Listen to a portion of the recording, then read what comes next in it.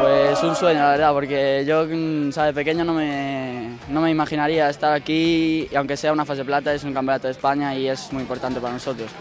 Nos ha costado, hemos empezado perdiendo, pero bueno, hemos sabido reponernos, hemos metido el gol de empate y luego hemos ido a por todas para meter el gol de la victoria y poder levantar la copa.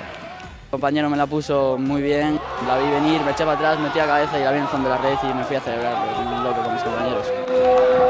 Somos un equipo, cuando juegan ellos los apoyamos nosotros y cuando jugamos nosotros nos apoyan ellos como a muerte, o sea, a muerte. Tener ese apoyo de mis padres, de toda mi familia, de los que me rodean, pues es muy importante y me motiva mucho.